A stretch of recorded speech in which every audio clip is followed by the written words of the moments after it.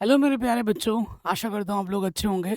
आज के वीडियो से हम एक मोस्ट इम्पॉर्टेंट चैप्टर शुरू करने वाले हैं।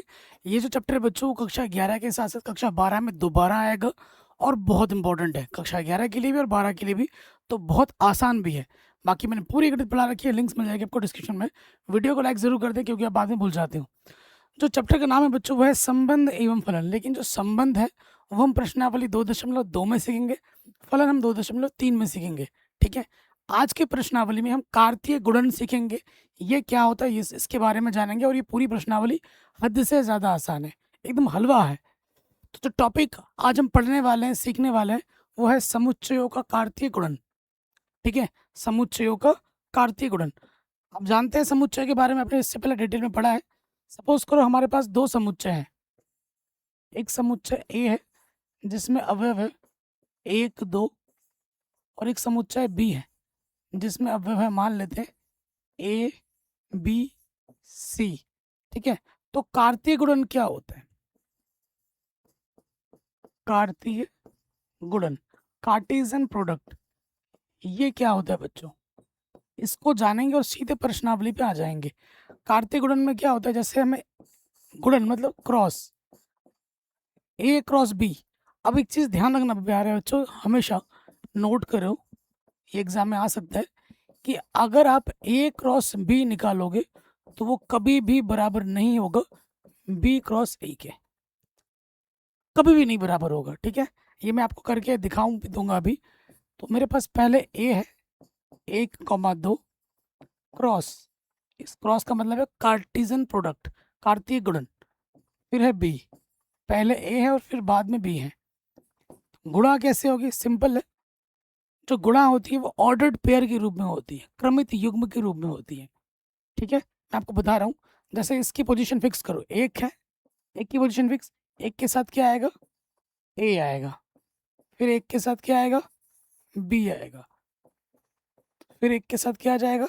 सी आ जाएगा। एक को फिक्स करना और बाकी जो है उसके पीछे पीछे लगाते जाने हैं। एक का हो गया।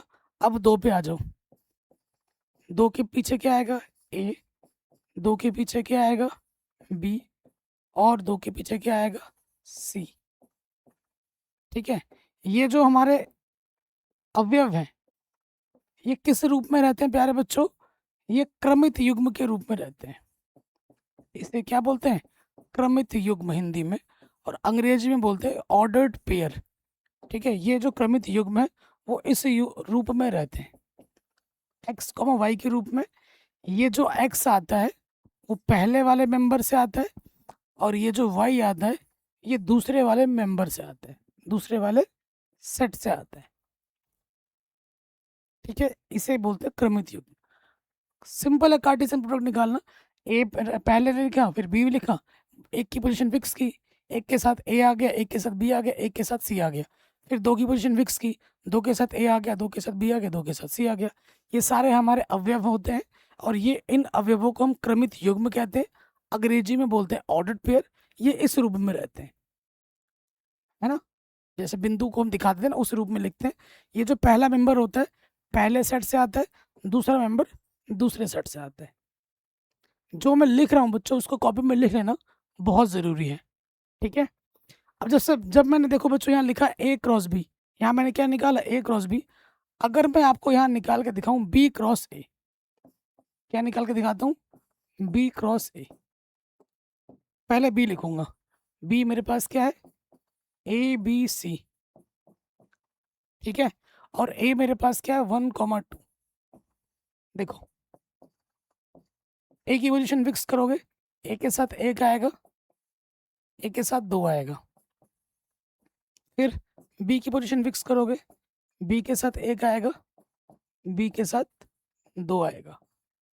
सी के साथ एक आएगा और सी के साथ दो आएगा। इसमें कितने मेंबर थे? 1 2 3 4 5 6। 1 2 3 4 5 6, 6 इसमें है, लेकिन इसके अंदर के जो अवयव है और इसके अंदर के अवयव अलग अलग हैं। क्योंकि आप एक देख लो, क्या 1 ए बराबर होता है क्या 1 1 के? क्या ये चीज और ये चीज बराबर है? बिल्कुल नहीं। यहाँ एक है और यहाँ ए है। समान थोड़ी ना है, यहाँ कुछ है और यहाँ कुछ है, तो ये चीज़ बराबर नहीं होती है। अगर एक ही बराबर नहीं है तो बाकी की बात ही छोड़ दो, तो ये चीज़ इसके बराबर नहीं है, इस वजह से ये चीज़ और ये चीज़ बराबर नहीं होती है। वो मैंने आपको यहाँ नोट करके भी लिखवा दिया है, ये अलग से प्रश्न में भी पूछा जा सकता है ऑब्जेक्टिव में। तो ये होती है कार्तीय गुणन। ये इतना आसान है कि छोटे बच्चे हो, अगर कक्षा 5वीं के बच्चों को भी पढ़ा दूं वो भी सीख जाएगा, इतना आसान है। ठीक है, अगर आपको ये चीज आ गई, इतना आप समझ गए, तो प्रश्नावली के प्रश्न आपके लिए हलवा है, एकदम मक्खन की तरह, एकदम आसान है। ठीक है, चलिए स्टार्ट कर दें। Class 11th mathematics chapter number 2 संबंध एवं फलन की प्रश्नावली 2.1 हिंदी माध्यम के बच्चों के लिए मैं कर रहा हूँ। चलिए पहले प्रश्न पे आ जाते हैं। पहला प्रश्न वेरी इंपॉर्टेंट है। ये प्रश्न हर साल जब आप अर्धवार्षिक का परीक्षा देते हो तो उसमें आता है। जिस साल मैंने अर्धवार्षिक परीक्षा दिया तब भी आया था, और उसके बाद मैं हर साल देखता हूँ कि जो जो बच्चा अर्धवार्षिक का पेपर देता है, हाँ अर्धवार्षिक में आता है, वार्षिक में नहीं आता है। और आपको पता है आपके अर्धवार्षिक के नंबर भी और वार्षिक पेपर के नंबर भी एग्जाम में जुड़ते हैं, टेस्ट के नंबर भी जुड़ते हैं, तो हर पेपर आपके लिए इंपॉर्टेंट है। अब हमें दे रखा है कि ये जो क्रमित युग्म है और ये जो क्रमित युग्म है वो समान है, तो हमें x और y का मान बताना है। ये जो x है और ये जो y है ये बताना है। सबसे पहले जो दिया है वो हम लिखेंगे, हम यहाँ लिखेंगे, दिया है हमें क्या दे रखा है, x/3 + 1 कॉमा y-2/3 बराबर है 5/3 कॉमा ये चीज, ये क्रमित युग्म इस क्रमित युग्म के बराबर है।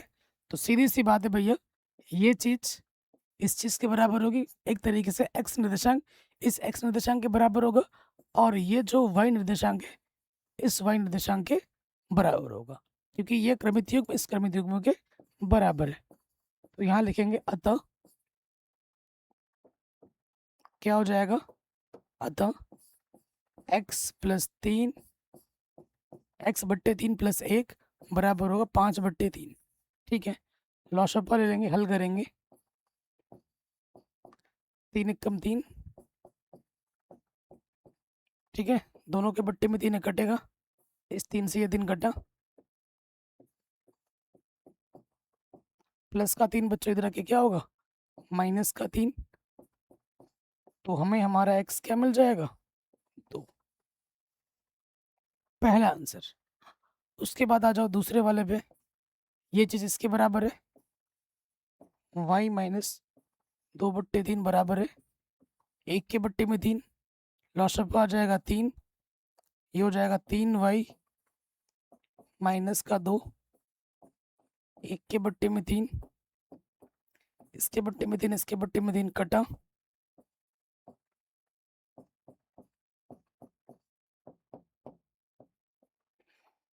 ठीक है, -2 इधर आके हो जाएगा +2, 3y बराबर 3 हो जाएगा, 3 गुणे में इधर आके बट्टे में आ जाएगा, काटोगे 3 एकम 3 आ जाएगा, तो y का मान क्या आ गया, 1। y का मान 1 होगा, x का मान 2 होगा, इतना आसान है। ठीक है, मैं आपको बता दूं बच्चों, मैंने पूरी गणित पढ़ा रखी है, लिंक्स मिलेगी डिस्क्रिप्शन में, सो आप एक बार डिस्क्रिप्शन जरूर चेक कर लेना। चलिए अगले प्रश्न में आते हैं। कह रहे हैं यदि समुच्चय A में 3 अवयव है, समुच्चय B में ये है, तो A क्रॉस B में कितने अवयव होंगे। आप खुद देखिए बच्चों, जब मैंने आपको कार्तीय गुणन सिखाया था, अगर यहाँ देखें इस A में कितने अवयव है, A में कितने अवयव थे, 2 अवयव थे। इस B में कितने अवयव थे, 3 अवयव थे। तो जब हमने A क्रॉस B निकाला था, इसमें कितने अवयव थे, इसमें कितने अवयव थे, 1 2 3 4 5 6 अवयव थे। निकालने का तरीका क्या होता है, NA क्रॉस, ये अगर निकालना, इसका सूत्र होता है NA गुणा NB। ठीक है, NA गुणा NB। A में कितने अवयव हैं, 2, B में कितने अवयव हैं, 3, 2 3 6। इनके देखो 6 अवयव हैं, 1 2 3 4 5 6, ऐसे निकालते हैं।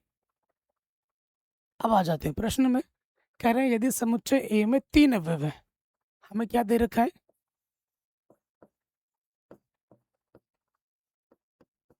हमें दे रखा है, क्या दे रखा है कि भैया समुच्चय ए में कितने अवयव है, 3 अवयव है। और हमें बी क्या दे रखा है, बी दे रखा है 3 4 5। बी में कितने अवयव है, 1 2 3 अवयव है, बी में भी 3 अवयव है। तो हमसे क्या बोला है, ए क्रॉस बी में अवयवों की संख्या क्या होगी। इसलिए इसलिए प्रश्नानुसार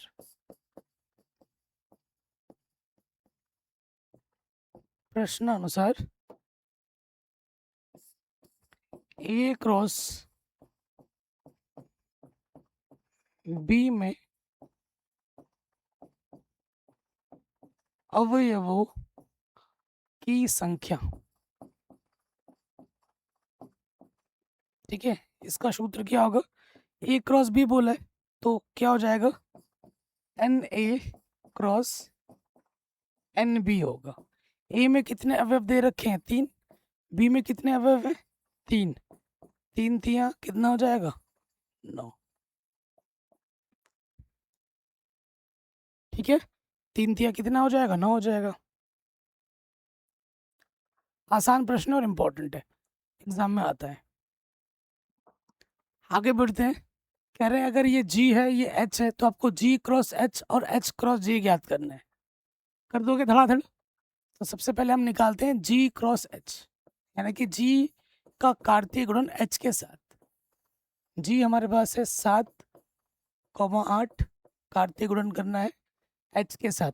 H हमारा है 5 4 2।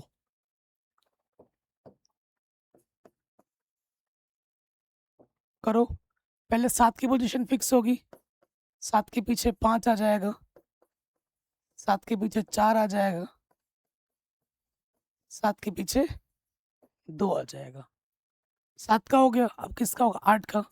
8 की पोजीशन फिक्स करो, 8 के पीछे 4 आएगा, सॉरी 4 लिख दे पहले, 8 के पीछे 5 आएगा और 8 के पीछे 2 आएगा। आंसर तो ये निकल गया मेरा G क्रॉस H। ठीक है, अब मुझे क्या निकालना है, H क्रॉस G निकालना है। H मेरे पास है 5 4 2, कार्तीय गुणन निकालना है, इधर है 7 8।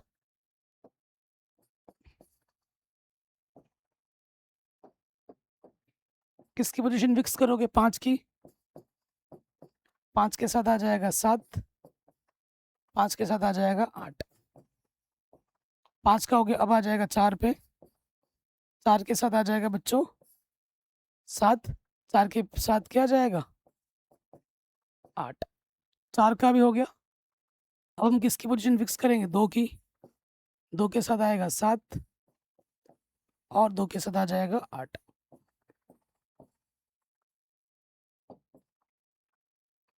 आंसर ठीक है, हलवा क्वेश्चन है, आराम से बन गया। तीसरा भी, चौथे में आ जाओ। कह रहे बतलाइए कि निम्नलिखित कथनों में से प्रत्येक कथन सत्य है अथवा असत्य। यदि कथन असत्य है तो दिए गए कथन को सही बनाकर लिखिए। ठीक है, ये P दे रखा है, ये Q दे रखा है, P क्रॉस Q इतना होगा, तो P क्रॉस Q निकालना पड़ेगा पहले, तभी तो बता पाएंगे कि सत्य है या असत्य है। तो P हमें दे रखा है M, N और Q हमारे पास है N गुणा M। क्या करना है, कार्तीय गुणन करना है। करो भैया।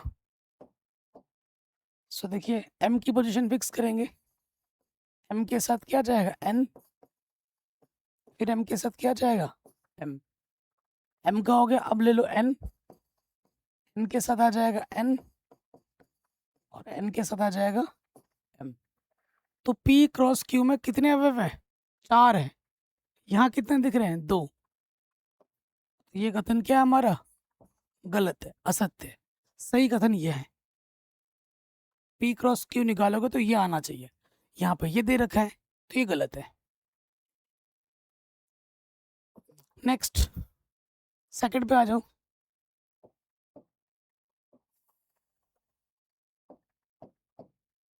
सेकंड पे आ जाओ, क्या बोल रहे हैं? ए और बी अरिक्त समुच्चय है। अरिक्त का मतलब कुछ ना कुछ अवयव उसके अंदर जरूर है, ए के अंदर बी के अंदर, खाली नहीं है वो। ए क्रॉस बी क्रमित युग्म में एक्स कॉमा वाई का एक अरिक्त समुच्चय है, इस प्रकार है कि एक्स ए से आएगा, वाई बी से आएगा। तो मैंने आपको अभी बताया था कॉन्सेप्ट में, ये हमारा क्रमित युग्म होता है। जो पहला वाला मेंबर होता है वो पहले वाले से आता है, यानी एक्स कहाँ से आना चाहिए? ए से। और जो दूसरा वाला मेंबर होता है वो दूसरे वाले से आता है, वाई कहाँ से आना चाहिए? बी से। तो ये बोल रहा है कि एक्स ए से आ रहा है, वाई बी से आ रहा है, तो ये कथन बिल्कुल सही दे रखा है। तो ये स्टेटमेंट क्या है? सही है, कथन ये वाला सत्य है, बिल्कुल सही है। ठीक है, थर्ड पे आ जाओ, तीसरे वाले पे। कह रहे हैं यदि ए यह है, बी यह है, तो इसका मान क्या होगा? ठीक है, ये कथन सत्य है या नहीं है ये आपको बताना है। तो सबसे पहले ब्रैकेट देखो, बी इंटरसेक्शन फाई क्या होगा? देखिए, बी और एक फाई का मतलब क्या होता है? रिक्त समुच्चय। रिक्त समुच्चय और किसी भी समुच्चय में कुछ उभयनिष्ठ होता है? कुछ भी नहीं, तो ये फाई होता है, इसका मान फाई है। अब आ जाइए प्रश्न में, ए क्रॉस बी इंटरसेक्शन फाई, ठीक है। अच्छा, इसका मान आपने क्या निकाला है? इसका मान आपका क्या है? फाई है। फाई मतलब रिक्त समुच्चय। रिक्त समुच्चय का कार्तीय गुणन ए के साथ क्या होगा? फाई होगा। तो ये थर्ड कथन भी हमारा क्या है? बिल्कुल सही है। फाई का मतलब रिक्त समुच्चय, खाली। अब किसी भी चीज के साथ अगर कार्तीय गुणन निकलना है तो कुछ ना कुछ उसके अंदर अवयव होना चाहिए। जब इसके अंदर कोई अवयव ही नहीं है तो कार्तीय गुणन क्या होगा? कुछ भी नहीं होगा, फाई होगा। तो ये कथन हमारा क्या है? बिल्कुल सही है। सेकंड भी सही है, तीसरा भी सही है, तीन ही कथन थे। अगले प्रश्न में आ जाओ। हमें ए दे रखा है, हमें ए क्रॉस ए निकालना है 3 बार। तो पहले क्या निकालेंगे हम? ए क्रॉस ए निकाल लेते हैं, उसके बाद जो भी आएगा फिर उसके साथ एक ही क्रॉस कर देंगे। तो सबसे पहले निकालते हैं ए क्रॉस ए।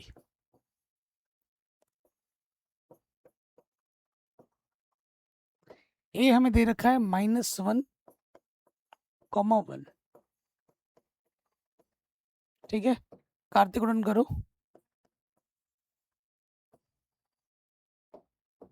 क्या हो जाएगा? इसकी पोजीशन फिक्स करेंगे, -1 का -1 के साथ, फिर -1 का 1 के साथ, फिर -1 का हो गया। अब आ जाओ एक पे, एक का -1 के साथ, एक का 1 के साथ, ठीक है। ये मेरा हमको हमारा मिल गया ए क्रॉस ए। अब हमें निकालना है ये,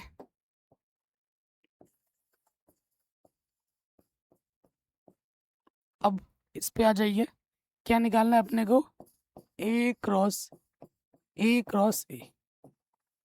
तो इस ए का मान हमारे पास क्या दे रखा है? -1, 1 क्रॉस, और ए क्रॉस ए जस्ट आपने यहाँ निकाला है, इस मान को यहाँ उठा के रख दो, -1, -1, -1, 1, 1, -1, 1, 1,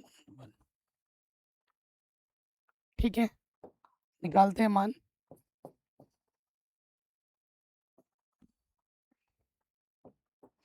इसकी पोजीशन फिक्स करेंगे, -1 के साथ ये पूरा दोनों आ जाएगा, -1, -1, -1 की पोजीशन फिक्स हो गई। अभी पीछे 2 लगाते जाओ, -1, 1, -1 के साथ ये आ जाएगा,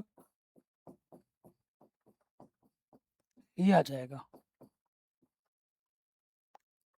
अब 1 फिक्स हो जाएगा, 1 के पीछे ये 2 आएगा, फिर ये 2 आएगा, फिर ये 2 आएगा, फिर ये 2 आएगा।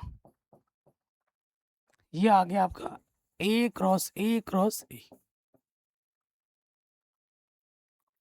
ठीक है, आराम से बन गया। ये क्वेश्चन भी एग्जाम में बार बार आता है, टेस्ट में दे देते हैं ये क्वेश्चन टीचर्स। वैसे प्रश्न में भी आ सकता है, अर्धवार्षिक वार्षिक में है आसान, कहीं पे भी आ जाए हम कर देंगे, कोई दिक्कत वाली बात थोड़ी ना है। नेक्स्ट प्रश्न पे आ जाओ। कह रहे हैं ये ए क्रॉस बी है, तो ए और बी क्या होगा? देखो दिया है,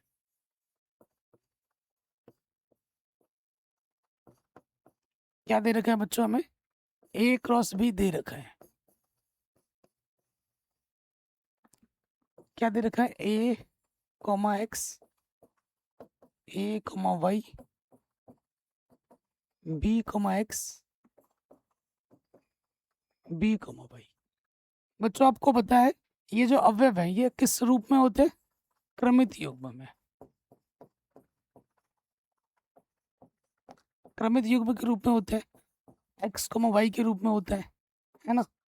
ये जो एक्स होता है ये पहले वाले से आता है, और ये जो वाई होता है ये दूसरे वाले से आता है।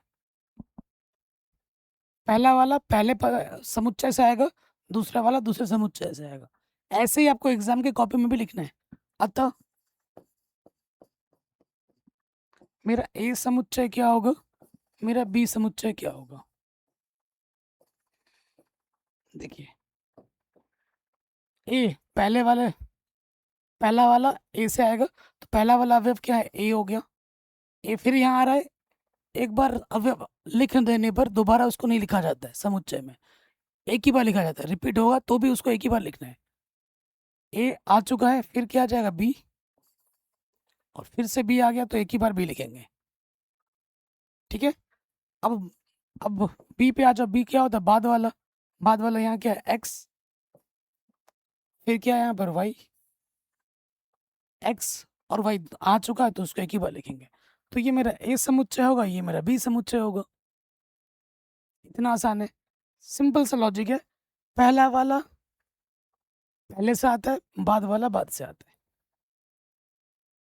सारे अवयवों को हमने रख दिया तो हमें हमारा समुच्चय आराम से मिल गया। चलिए अगले प्रश्न पे आ जाते हैं। मान लीजिए ये आपका ए है, बी है, सी है और डी है, ये आपको दे रखा है, तो आपको ये चीज़ सिद्ध करनी है। ठीक है, दोनों क्वेश्चन करेंगे हम।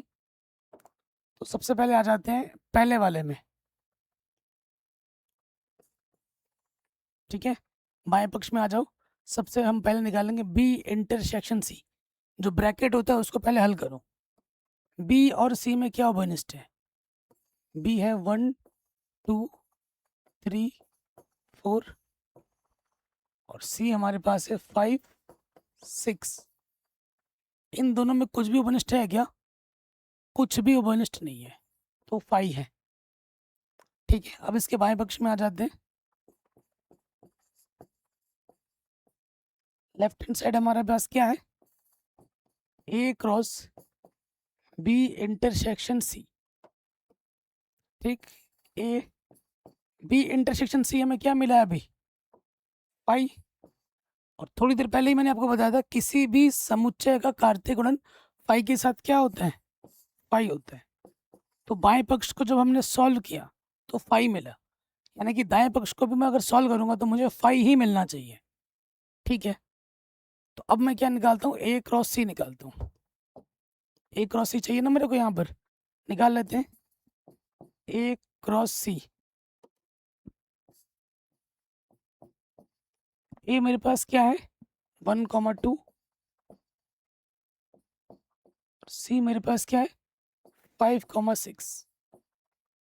निकालो भैया कार्तिक गुणन।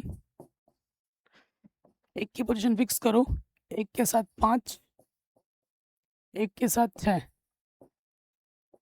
दो की पोजीशन फिक्स करो, 2 के साथ 5 और 2 के साथ 6। ये आ गया ए क्रॉस सी। ठीक है, ये क्या आ गया? ए क्रॉस सी। ठीक है, अब मुझे क्या चाहिए? ए क्रॉस बी चाहिए। क्या चाहिए, ए क्रॉस बी, ये अलग से निकालते हैं। ए क्रॉस बी, ए मेरे पास है 1,2 और बी मेरे पास है 1 2 3 4। क्या है यहाँ पर, क्रॉस है, कार्तिक गुणन निकालो। एक की पोजीशन फिक्स करोगे, एक के साथ एक, एक के साथ दो, एक के साथ तीन, एक के साथ चार। दो की पोजीशन फिक्स करोगे, दो के साथ एक, दो के साथ दो, दो के साथ तीन, दो के साथ चार। ये आपको ए क्रॉस बी मिल गया। अब ए क्रॉस बी और ए क्रॉस सी का क्या निकालना है, इंटरसेक्शन।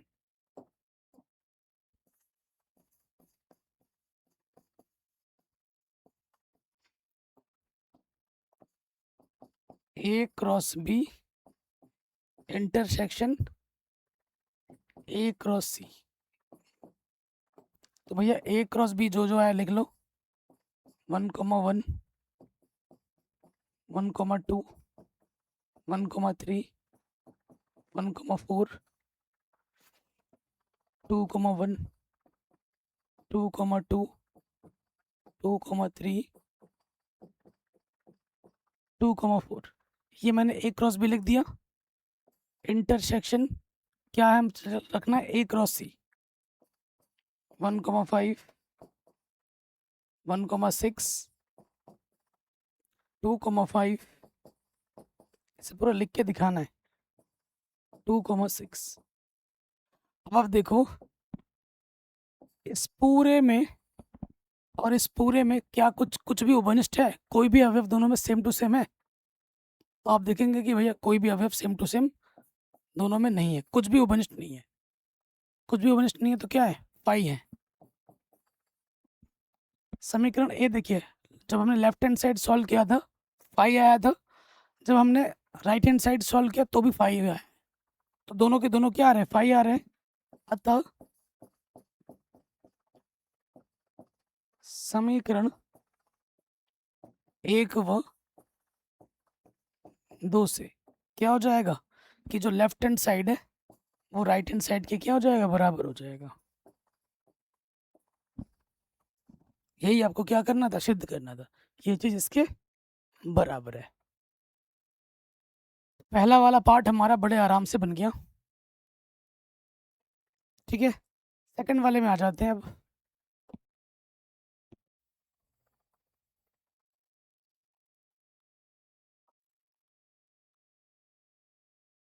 सेकंड वाले में आ जाओ।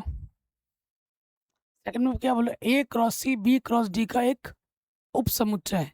ए क्रॉस सी हमने ऑलरेडी निकाल के रखा है, तो हम निकालते हैं B cross D. B cross D निकाल लो। बी मेरे पास कितना है, 1 2 3 4। बच्चों डी हमारे पास क्या है, 5 6 7 8, 5 6 7 8। निकालो भैया क्रमित।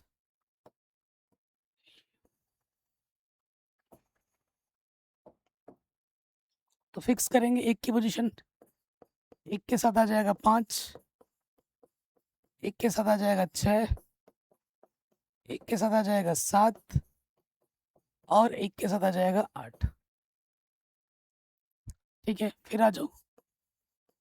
2 के साथ आ जाएगा 5, 2 के साथ आ जाएगा 6, 2 के साथ आ जाएगा 7, 2 के साथ आ जाएगा 8। फिर 3 पे आ जाओगे, 3 को फिक्स करोगे, 3 के साथ 5, 3 के साथ 6, 3 के साथ 8 आ जाएगा। 3 5 3 6 3 7 3 8। अब इसने बोला है कि A cross C B cross D का एक उपसमुच्चय है, मतलब इसके सारे अवयव इसमें मिलने चाहिए। देखो मिल रहा है क्या, 1,5 यहाँ पर है, तो 1,5 आपको यहाँ मिल गया। 1,6 यहाँ पर है, 1,6 आपको यहाँ मिल गया, 2,5 यहाँ पर है, 2,5 आपको यहाँ मिल गया, 2,6 यहाँ है, 2,6 यहाँ मिल गया। ए क्रॉस सी के सभी अवयव बी क्रॉस डी में उपस्थित हैं। ठीक है, लिखेंगे चूंकि ए क्रॉस सी के सभी अवयव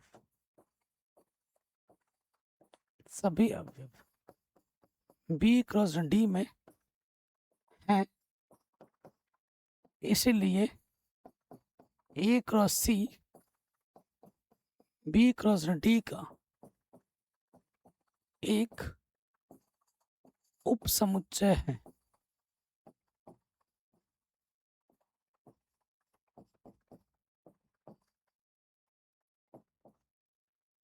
इतना आसान है, इतना हलवा है।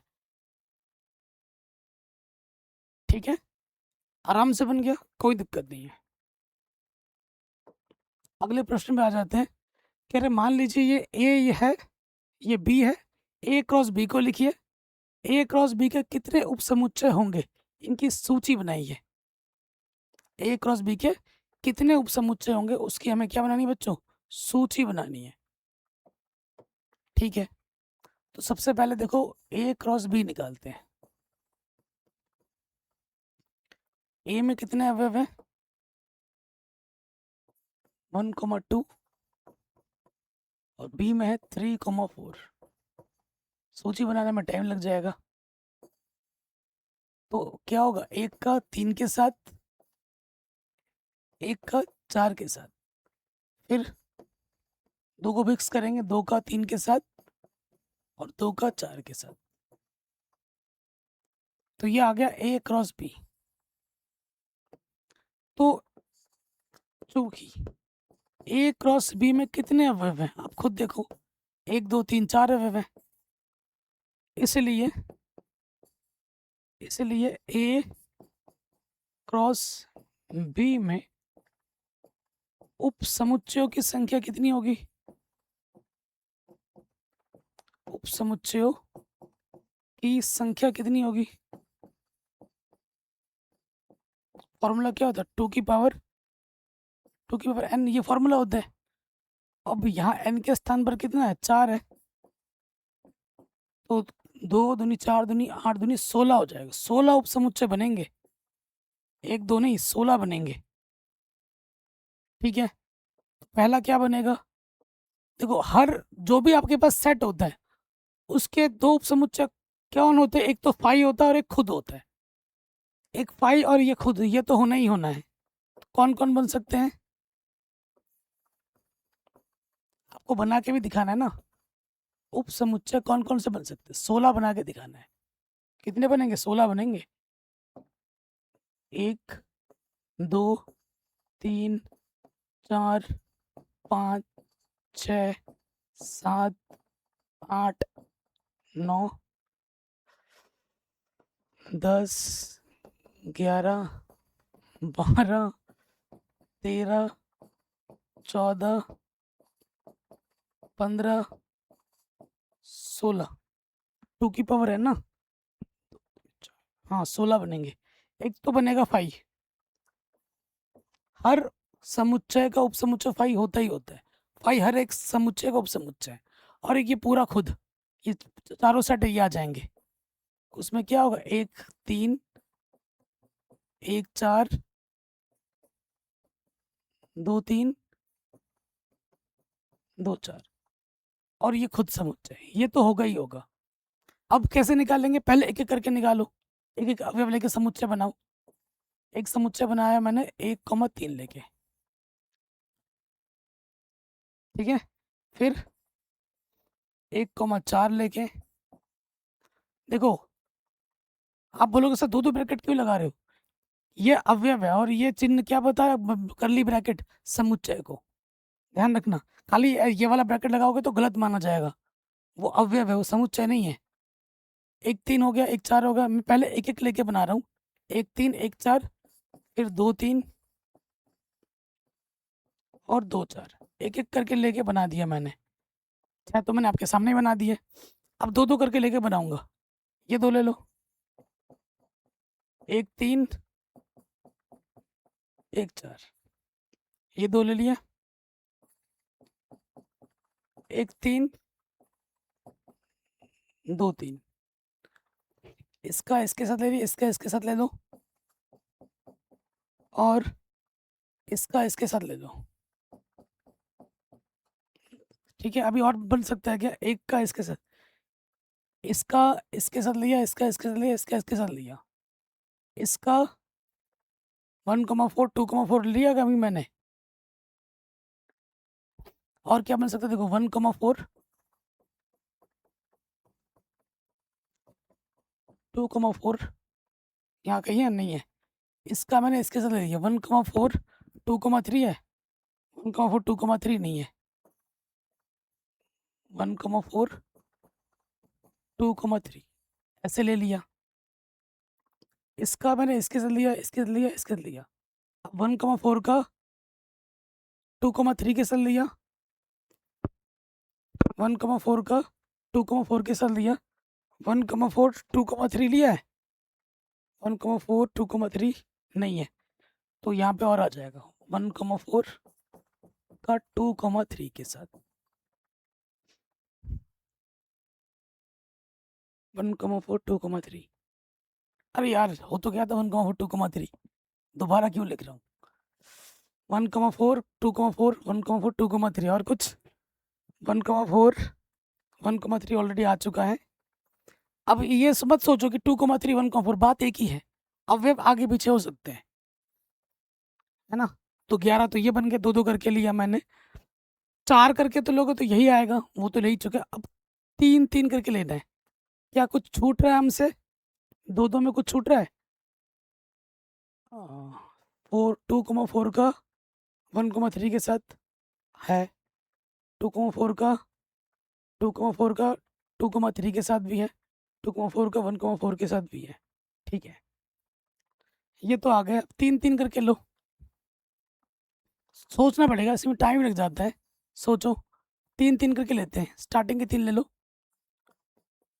2 2 करके ले लिया, 3 3 करके लो, 1 3 1 4 और 2 3। ठीक है, स्टार्टिंग की 3 को लिया, अब ले लो इस 3 को ले लो, 1 4 2 3 2 4। और क्या हो सकता है? मैंने एक बार इस 3 को लिया, एक बार इस 3 को ले रहा, अब इस 3 को ले रहा हूँ, 1,3 2,3 2,4 को ले लिया, एक बार इस 3 को लिया, एक बार इस 3 को लिया, और एक बार इस 3 को ले लिया, 1 3 2 3 2 4। अभी भी 2 और बनेंगे, 14 तो मैंने आपको बना के दिखा दिया, ऐसे लेना है। और 2 कौन कौन से बन सकते हैं? 1 3 2 3 1 3 2 3 2 4 हो गया,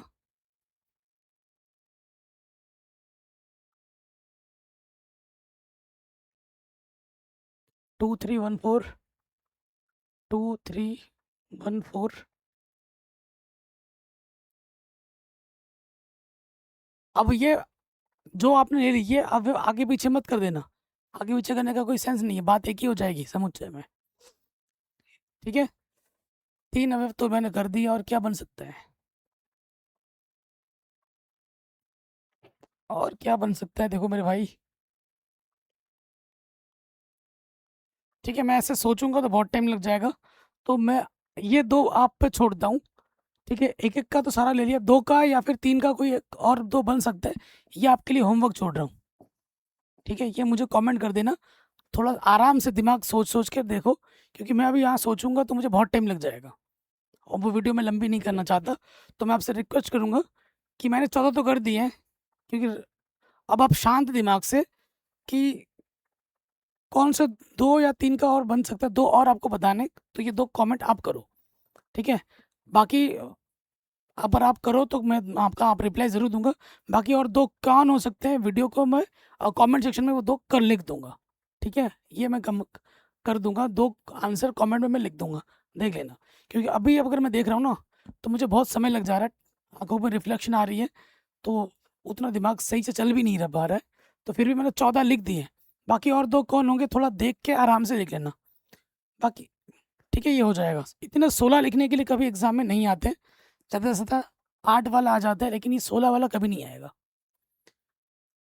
चलिए अगले प्रश्न पे आ जाते हैं। कह रहे मान लीजिए कि ए और बी 2 समुच्चय हैं, ए में 3 अवयव है, बी में 2 अवयव है। यदि x1 y2 z1 a cross b में है, तो ए और बी को ज्ञात कीजिए जहां x y और z भिन्न भिन्न अवयव हैं। देखो हमें ये पता है कि ए के अंदर 3 अवयव रहेंगे, ठीक है, हमें दे रखा है कि भैया ए के अंदर ना 3 अवयव है, ठीक है, और बी के अंदर ना 2 अवयव है, ठीक है, और हमको क्या दे रखा है, ए क्रॉस बी में 3 दूनी 6 अवयव होंगे, 3 दूनी 6 अवयव होंगे ए क्रॉस बी में, तो 6 में से मुझे कुछ अवयव आपको दे रखा है, ठीक है, ए क्रॉस बी के कुछ अवयव निम्नवत है।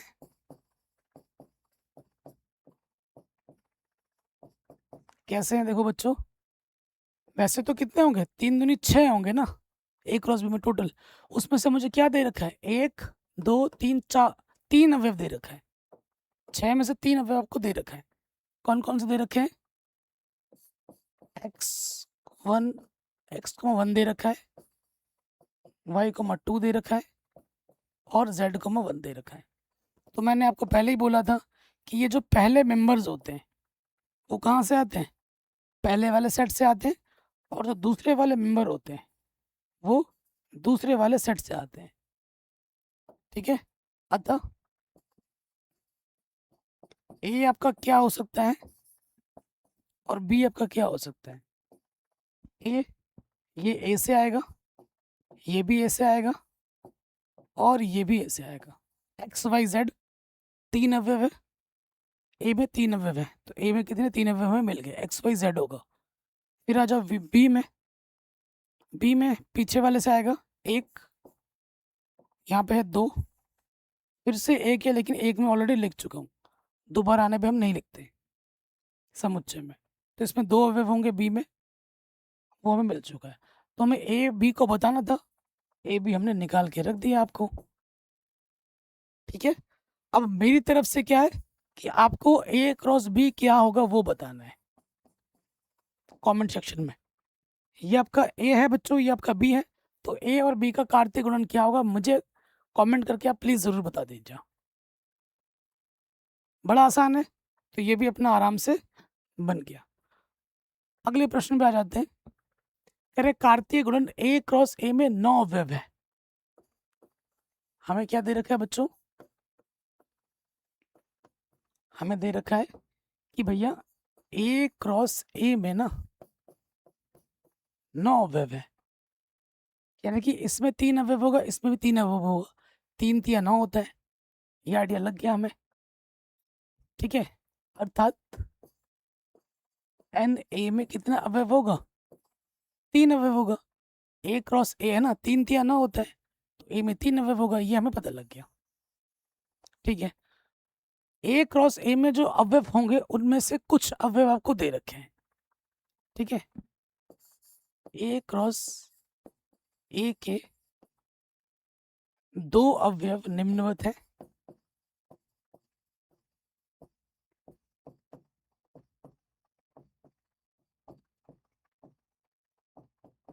ठीक है। 2 अवयव हमें क्या दे रखा है, एक तो दे रखा है 1,0 और दे रखा है 0,1, ठीक है। तो हमें ए बताना है, ए बताने के बाद आपको ए क्रॉस ए भी निकालना है, इसलिए ए क्या हो जाएगा, देखो इसके अंदर जो भी अवयव है, क्योंकि अवयव तो एक ही है ए, उसका उसी के साथ गुणा किया गया है, तो यानी कि इसके जितने भी अवयव आ रहे हैं सब एक ही अवयव है। इसके अंदर जो आगे पीछे के सारे अवयव है वो किसके अवयव है, ए के अवयव है। -1 कहाँ से आएगा, ए से आएगा, 0 भी कहाँ होगा, 1 में होगा, और ये 1 भी कहाँ होगा, ए में होगा। ठीक है, कितने अवयव होने चाहिए ध्यान, ए में 3 अवयव, 1 2 3, तीनों अवयव आपको पता लग गए, ए आपने फटाक से निकाल दिया। अब आपको झटाक से क्या निकालना है, ए क्रॉस ए निकालना है, निकालो भैया। ए क्रॉस ए में है -1 0 1, क्या करना है, कार्तीय गुणन।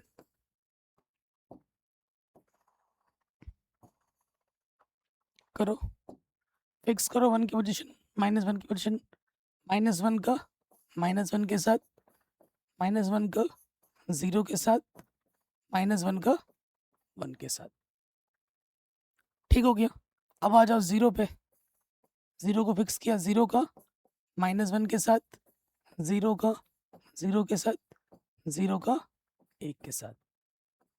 अब 0 का भी हो गया, अब आ जाओ 1 को फिक्स करो, 1 का -1 के साथ, 1 का 0 के साथ, 1 का 1 के साथ।